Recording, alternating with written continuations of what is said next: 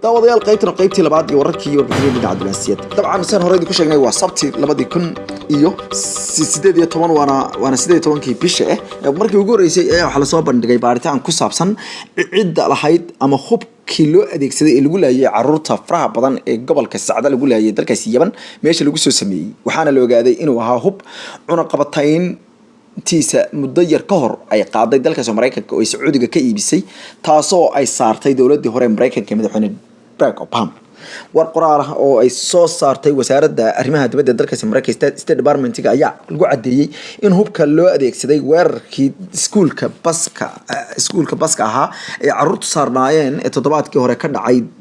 dalka Yemen uu ahaa ayaa la yiri hub markaasi lagu soo sameeyay dalka Mareykanka gaar ahaanna uu ahaa baa la yiri hub ka dhaca diyaaradaha ee loo yaqaano MK82 bomb ama 82 bomb ee ay samayso shirkadda dhinaca hubka iyo soo saarista diyaaradaha loo yiraahdo Lockheed Martin loo yaqaan ee dalka Mareykanka gaar ahaan la leeyahay cilaaqaadka wasaaradda difaaca ee dalkaasi Mareykanka hubkan ayaa waxaa mamnuucay madaxweynihii hore ee dalkaasi Mareykanka Barack Obama bishii October 2016 kadib markii xabaal aas ka qayb galaya loo adeegsaday istagantaaladan ama bomkan lagu garaacay kaasoo October ay ku dhinteen 155 ruux oo aas ka qayb galayay waxaana markaa dawladda Mareykanku ay ku soo rogtay cunaqabatayn in laga iibiyo Sacuudiga iyo dalalka hawlgalka ka wada dalka Yemen hubka saaw khatarta badan ee gantaalaha iyagu firdha hadhowtana laba qarxa waxaana lagu sheegay in miisaankoodu uu gaarayo 500 oo pound ama cabirka pound loo yaqaano ama si kale 227 kilo waxaana la aaminsan yahay in dadka halkaasi ku dhintay ee caruurta u badnaa ay sababtay baa la yiri kadib markii dawladda Mareykanka madaxweyne Trump ay ansixisay ama ay fasaxday hubkaasi bishii baalay sagaalaad ee sanadkii hore xilligii uu joogay xogiyihii hore ee arrimaha dibadda Brexit terrorism iyadoo Sacuudiga iyo Mareykanku heshiisyadii ay galeen oo kamid ahaa ee sanadkaas lagu kala iibsanayay hubkii lixaad kale ahaa hay'adaha xuquuqul insaanka ee kamid tahay hay'adda daba socodka dhacdooyinka iyo dhibaatooyinka qaramada midoobay iyo tan markaasi hubka ee dalkaasi Yemen ayaa ugu baaqay dalka Mareykanka in uu joojiyo isla markaana uu mamnuuco mar kale in hubka sida weyn xukuumada laga iibiyo waxa ugu yeedheen mas'uuliyad darrada ciidamada Sacuudiyiinta ay u adeegsanayaan hubka si kasmalaana isla markaana u laynay weerareen dad wax ma garata dad markaasi aan waxba galabsan bay yiraahdeen iyo caruur yar yar halkan nagala socotaan waa hurfadhi media wararkii ugu dambeeyay warbixinada dhinaca diblomaasiyadda daawada qiimaha leh haatan inta Mareykanka ka bixin 60 kamid ah madaxdii hore ee hay'adaha Mareykanka u qaabsana wardoonka iyo ilaalinta amniga qaranka ee kamid ah CIA ayaa waxay soo saareen markii ugu horeysay warqad ay ugu baaqayaan madaxweynaha dalkaasi Mareykanka Donald Trump in uu joojiyo waxa ay ugu yeereen wiiqitaanka qaranka Mareykanka uu ku hayo warqadan oo lagu soo daabacay wargeyska caanka ah ee New York Times ayaa waxa lagu sheegay in saraakiishu ay ka warwarsan yihiin baa la yiri habdhaqanka madaxweynaha ee ah ugaarsiga dadkii waxgalka ahaa ee dalkan Mareykanka inta badan u soo halgamay waxaana arintan ay si gaar ah ay u taabteen marka agaasimihii hore ee hay'adda CIA ee John Brennan oo laga qaaday galaangalkii dhinaca amniga qaranka iyo waliba wixii loo yaqaanay xasaanadii amniga qaranka ee dalka Mareykanka xubnahan saxiixay ayaa waxay yiraahdeen uma naasixin arintan inaanu ku difaacno oo kaliya bay yiraahdeen waxa ugu yeereen mabaadi'da hay'adda CIA iyo amaanada balse waxaan u saxiixnay in aanu idinku wargelino haddaad tihiin shacabka Mareykanka in qarannimadii dimuqraadiyaddii Mareykanka iyo waliba xorriyadda qowlka Mareykanku ay god ku sii dhacaso haddii aan xukuumadda hadeerta jirta aysan dhaqanka bedelin waxay sheegeen waxaanu ku ducaysanaynaa in madaxweynaha dalkaas Mareykanka uu garto inuu yahay hogaamiye dhaba balse uusan hayn baa la yiri dictatori ka taliya dalal markaasi aysan ka jirin baa la yiri madax banaani iyo xorriyadda qowl ee adduunka kale waxa ay walaac ka muujiyeen in dalka Mareykanku uu wiiqmi doono haddii aan sida ugu dhaqsaha badan loo sixin ku dhaqanka dastuurka Mareykanka iyo ilaalinta mabaadi'da la isla ogol yahay ee Mareykanku ay isla qaateen 300 sanadood ka hor taasoo ay ula jeedaan in dastuurka Mareykanka la sameeyay 1776 kolkii ay xornimada qaateen bishii July 4teedii ee ka qaateen gumeystihii Britishka waxaana ay sheegayaan in saraakiishan in sida ugu dhaqsaha badan loo soo celiyo meeqaamkii kala dambeynta Mareykanka iyada arintan ayaa buuq xoogan waxay ka taagneed maalmihii ugu dambeeyay dalka Mareykanka iyadoo laga walaacay kadib markii madaxweynuhu la sheegay in uu list dheer oo ah dadka kasoo horjeeda inuu ka xayoobiyo xasaanada dhinaca amniga iyo galaangalka qaranka iyo wararkiisa uu doonayo inuu arrintaasi kaga argoosto dadka isaga diidan ama dabcan kasoo horjeeda ama dhaliila afkaartiis. halkaad nagala socotaan waa wararkii ugu dambeeyay warbixin dhinaca diblomaasiyadda ee ciidamada yuhuuduna waxay xidheen masaajidka al-aqsa ee barakaysan in ay ilaa iyo maalinimadii shalay ahayd in dadka muslimiinta ay ku cibaadaystaan kadib markii nin dhalinyaro ah oo Suudaan jir ah oo reer Falastiini uu damcay inuu tooriyeeyo mid kamid ah askarta yuhuudda ee ku sugnaa agagaarka halka loo yaqaano magaalada duqda ah ee magaalada Qudus ee barakaysan gaar ahaan halka uu ku yaalo markaasi dhagaxa dahabka ah ee la aaminsan yahay inay ahayd halkii uu subanuhu naxariis iyo nabadgelyo korkiisa uu ku tujiyay markaasi ambiyada oo muslimiintu ay aaminsan yihiin sidoo kalena inay ahayd halkii uu ka dheelmiyay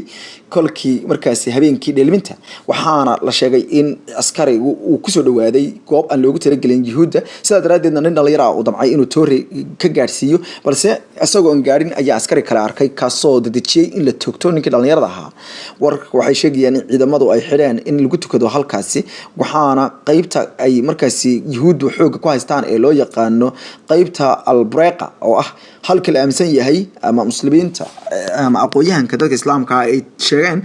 in ay istaagtay markaasi gaadiidkii uu quraacay subanuhu ay ahayd baa la yidhi in aysan soo dhaafin ciidamada markaasi yuhuuddu. inta badan masaajidka ayaa u kala qaybsan bari iyo galbeed waxaana inta badan qaybta bari iyo galbeed iyo waqooyi waxaana qaybta bari iyo qaybta waqooyi qaybta galbeed xoog ku haysta yuhuudda oo iyagu sheegay in ay halkaasi ahaa jirtay meeshii ugu dambeysay waa halka loo yaqaano al-Breqa ay ahaa jirtay halkii bartii uu ahaa macadkii ugu dambeeyay yuhuuddu taariikhda kolkii ka hor intii aan laga burin bay yiraahdeen deegaankaas ama laga qabsanin ayay sheegeen. si kastaba ha noqotee waxaa wararka ugu dambeeyay sheegayaan in xaalad dalkaas ka taagan ay cakran tahay kadib markii yuhuuddu ay sheegaan in ilaa iyo amar dambe aan la furi doonin masaajidka isla markaana aan lagu cibaadaysan doonin iyadoo uu kamid yahay bogcadaha barakaysan ee islaamka ee caalamka. halkaad nagala socotaan wararkii ugu dambeeyay warbixin dhinaca diblomaasiyadda warfadhi media Jarmalka ayaa la sheegay inuu ku dhawaaqay inay la gaadheen heshiis kama dambaysa dalkaasi Greek oo indhaweyto ay isku muransanaayeen habka ay tahay in ay ku heshiiyaan si loola tacaalo dadka ku soo qulqulaya baa dalkaasi Jarmalka. wasiirka arrimaha gudaha ee dalkaasi Jarmalka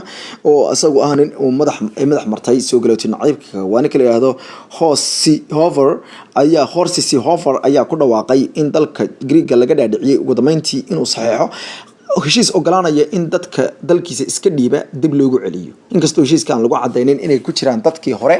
ee magagaliyada weydiistay dalkaas Jarmalka isla markaana processkoodu ilaa hadeerta uu ka soconayo dalka Jarmalka hase yeeshee hore Greek faraha looga soo qaaday ayaa la sheegay in ay tanu ay sida ugu dhaqsaha badan u ogolaa doonto go'aan ah in 48 saacadood gudahood lagu celiyo baa dadka Greek ka soo gala dalkaasi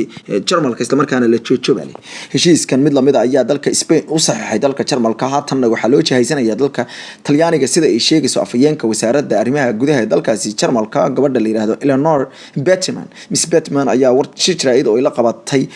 saraakiil dalka Greek ka socda waxay sheegtay in 48 saacadood gudahood lagu celi doono dhammaan dadka ka soo galay Greek balse tafaasiil kama ay bixin in la celi doono dadka hore ayagu magagaliyada u weydiistay Jarmalka balse laga yaabo in fara looga soo qaaday dalkaasi Greek iyo dalka Talyaaniga iyo dalka Spain. si kastaba ha noqotee dalka Jarmalka ayaa dadaal xoogan waxa uu ugu jira inuu xakameeyo dadkan kadib markii hogaamiyaha dalkaasi Jarmalka Angela Merkel ay ku guuldareysatay in ay hesho codadkii ugu badnaa ama xisbigeedu ku guuldareystay inuu aqlabiyad helo bedelkiina ay la gashay heshiis xisbiga nacaybka soo galootiga madax maray ee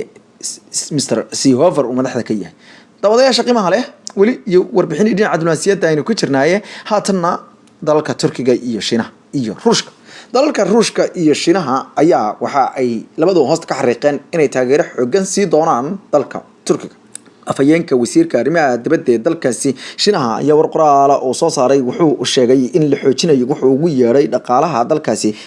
taageerada dhaqaalaha dalkaasi Turkiga balse wuxuu sheegay inuu kalsooni ku qabo in Turkigu uu iska caabi karo wuxuu ugu yeeray turturka Mareykan. asagoo hadlayay ayuu sheegay in ay madaxweynaha dalkaasi Shiinaha Xi Jinping uu aaminsan yahay in Turkigu uu yahay quwad karti u leh inay iska daafacdo waxa uu ugu yeedhay liica ku yimid lacagtooda sida uu sheegayo Lu Kan oo ah afayeenka wasaaradda arrimaha dibadda aqalka cas ee dalkaasi Ruushka Kremlinka ayaa afayeenkiisa wuxuu asaguna gurdhaweeta ku dhawaaqay in dalalka Shiinaha dalalka Japan iyo dalkaasi Ruushku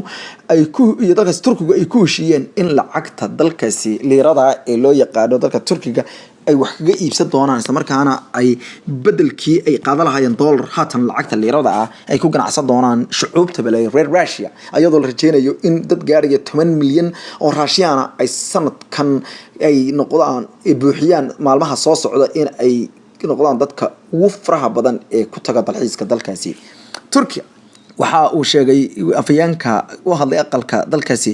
Moscow Mr Peskov wuxuu yiri dalkayaga waxa aanu heshiis la gaadhnay dalka Russia wuxuu heshiis la gaaray dalka Turkiga waxaana ku heshiinay in lacagta liirada ay noqoto lacagta aanu ku gadano dhammaan alaabaha sida kalena suuqa la yiraahdo Shanghai ama loo yaqaano xulafada loo yaqaano Shanghai Cooperation Organization SCO loo soo gaabiyo ayaa iyaguna waxa ay ku dhawaaqeen in lacagta yaanka ee Shiinaha lacagta rubiska ee dalkaasi loo yaqaano dalkaasi Russia lacagta Iran iyo lacagta dalkaasi Turkiga lagu soo dari doono waxaana ay taasi durbaba kor u qaaday qiimaha lacagta liirada waxayna sheegeen in laga taqalusi doono in dollarka wax loo isticmaalo dalka Faransiiska ayaa iyaguna waxay gordhoweyd ku dhawaaqeen inay taageerayaan loolanka dhinaca dhaqaalaha ee dalka Turkiga ayagoo sheegay inay iskarab taagayaan hadal qoraal oo ka soo baxay aqalka ELC ayaa lagu sheegay in wada hadal khadka telefoonka oo dhexmaray dalalka madaxweynayaasha dalalka Turkiga iyo Faransiiska Emmanuel Macron iyo Erdogan ay ka soo baxday in la xoojiyo cilaaqaadka dhinaca dhaqaalaha iyo yareynta cashuuraadka labada dal iyo isdhexgalka xoogan ee ku saabsan in maalgashi xoogan labada dal ay sameeyaan sidoo kalena waxa guddi loo saaray sidii labada dal ay isku dhaafsan lahaayeen lacagta eurada iyo lacagta liirada iyo dalkaasi Turkiga ayaa halgan xoogan ku jira waxaana u muuqata in Turkigu haatan uu dib u soo riixayo cadaadiska Mareykanka uga imaanaya iyadoo xiriirka labada dal uu cirka aad isku sii shareerayo tan ayaa kusoo beegmaysa iyadoo digniino hordhaca ay ka soo baxayaan dalkaasi Mareykanka wasiirka maaliyadda dalkaasi Mareykanka Stephen Mnuchin ayaa ka digaya in Turkigu ay bilow ku tahay wuxuu ugu yeedhay cadaadis la saarayo haddii aysan wax ka qaban soo deynta wadaadka xiran iyo waliba inay hagaajiyaan luqadda ay kula hadlayaan Mareykanka hase yeeshee wasiirka maaliyadda dalkaasi Turkiga Brad Albayrak ayaa ka digaya in Turkiga aan la liici doonin waxaana Turkigu halgan adag haatan ugu jira inuu dalalka kale ee quudaha dhaqaalaha ah ee caalamka uu soo dhaweyn xoogan ama xalaaqaad xoogan oo ka sameeysto dalka Jarmalka ayaa iyaguna goor hore haweeneyda xukunta Angela Merkel waxay ku dhawaaqday inay taageerayso dalka Turkiga kolka ay timaado loolanka dhinaca dhaqaalaha waxayna sheegeen inay yihiin albaabka ku xiga sidaa daraadeedna hadii dhaqaalaha Turkiga uu leeco Yurub oo dhan ay leecayso daawadayaasha qiimaha intaan ku xiro amaan Allah